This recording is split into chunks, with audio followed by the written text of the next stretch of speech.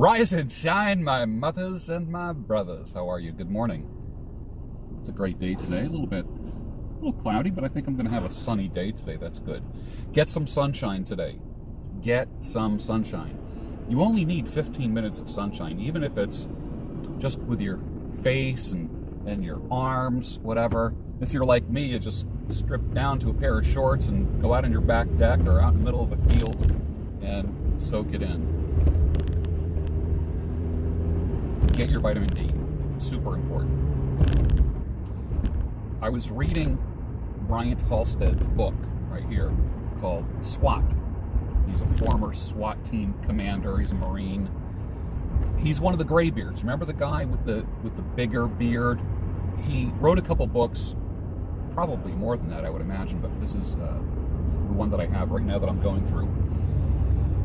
And he reminded me of something, and he has a section of the book called Trust Your Training. When emotions get in the way, trust your training. So a lot of my watchers, you've been given the IV drip of life wisdom. Just a little bit every day. When you try to drink from a fire hydrant, how much can you really drink? You know what I mean? It's just like, you don't get nourished that way. And with a lot of content creators, there's so much going on. And you listen to podcasts, and there's this information overload. And I like to think that, if you've ever been in the hospital and they put an IV in your arm or in your hand, and there's that bag hanging up, and it's just like, drip, drip, drip. That's how I like to think that my teaching is. It's just the IV drip of wisdom. Just a little bit every day. Apply what you can. I'm not going to just open up the fire hydrant and just blast you with it. Trust your training. Trust your training. I'll never forget, I was 18. I was in my second year of criminal justice doing an internship. And I was on a crime scene encountering a sealed metal 5-gallon bucket, like the kind that driveway sealer comes in. It's metal with a crimped top on it. And inside of it was a small child who was killed. I was 18 years old. Now, I had seen everything in books. This was my second year. I graduated from high school when I was 17, started college when I was 17, and I just dove right into criminal justice right away. Everything was book knowledge, book knowledge, book knowledge. And I was obsessed with crime scenes and this was before DNA. This is back when you were taking magnifying glasses and literally pulling fibers off of carpeting, bedding, lifting fingerprints. This was before the day, those of you who know this was before the days of luminol. Everything got real. Everything got real when I was at this one scene with these investigators. The internship lasted a whole year, and we found a small child in a 5-gallon bucket. Just instantly. And there were investigators at that scene that were just taking notes, and there's a lot of sensory stuff that you feel, like smells. You can imagine a decomposing body. Just what you see, what you smell, all of that stuff. It just hits you. And there were, I don't want to say hardened detectives, but there were seasoned detectives that it did nothing. My first reaction was, because I loved looking at crime scene photos and all that stuff. It got real, and I felt a lump in my throat, and literally, I'm trying to think, the only dead human being I ever saw was like family members laid out in caskets. That was it. Never seen another dead person. I never saw a person who was killed. I never saw a decomposing body or anything like that. And your first reaction is you just want to throw up. You literally. And the other guys were like, I looked at them and they're like, it's normal. If you've never seen it before, that's normal. And I remember them just being so non-emotional and taking notes, taking pictures.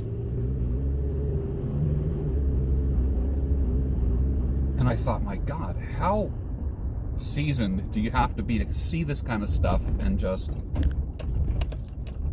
treat it like, it's just another day on the job.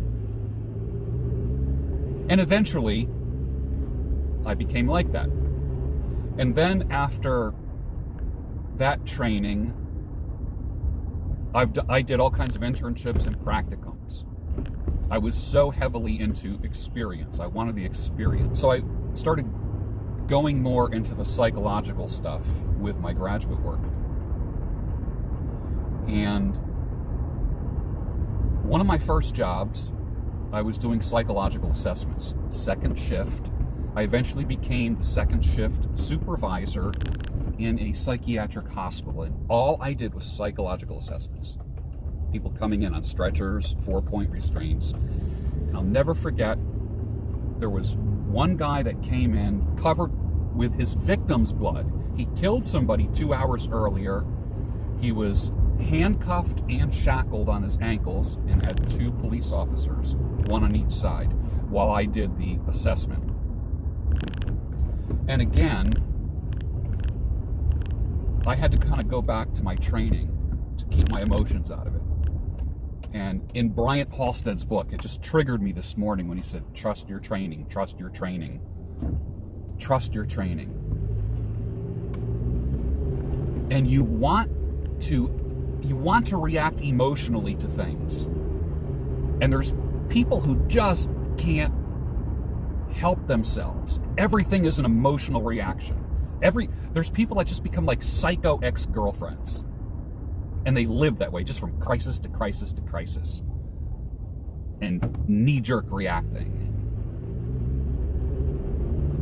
Trust your training, Bryant says. And I'm going to finish this book today. It's a good read. I'm going to find the link for it and put it down below. But think about what you've learned from me over the years. Trust your training. Trust what you've learned. Trust what you've learned. Keep your emotions out of your crisis, and your crisis will be the dark cloud that eventually moves away. And then sunshine will be there. It's a fact. The 2 biggest temptations when you're going through crisis is, number 1, that you're the only one in the world going through it, and number 2, that it will never end. Both are false. Both are false. There's a lot of people going through what you're going through, and it does end. I've been training this and pounding this into you for 5 years now. Trust your training. Deep in the shadows, I know it's hard to put one foot in front of the other. So far as the echo, where do we start? You can learn to discover a million stars. Here in the shadows, I know you're scared. Take my hand, together we'll make a stand. We've got to fight to find a way. Dare to fall to find out what to say. No more hate. Just admit that you're just afraid. Time to let go of all your fears and pride. Stand up beside me. Don't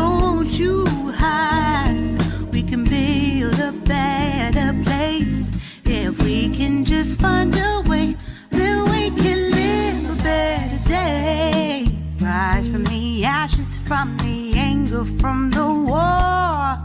Let's come together, lift your spirit for the cause. We should be equal, should be living free. All together, one and all, let's build a dream.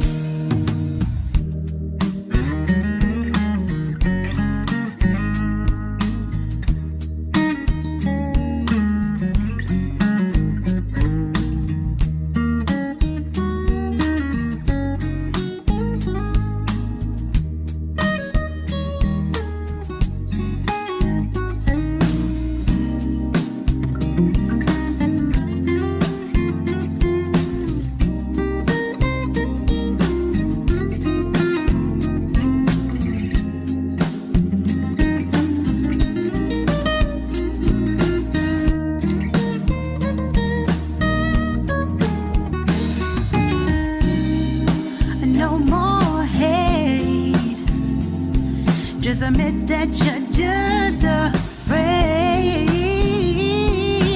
Let go of all your fears and pride. Stand up beside me, don't you hide. We can build a better place if we can just find a way. Then we can live a better day. Then we can live a better day.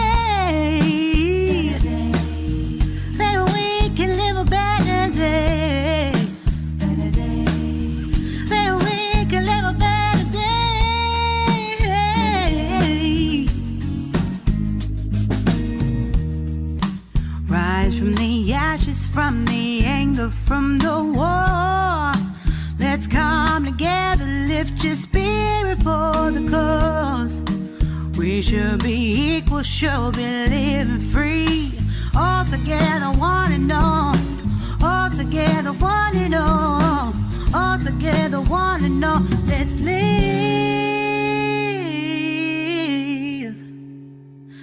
a better day.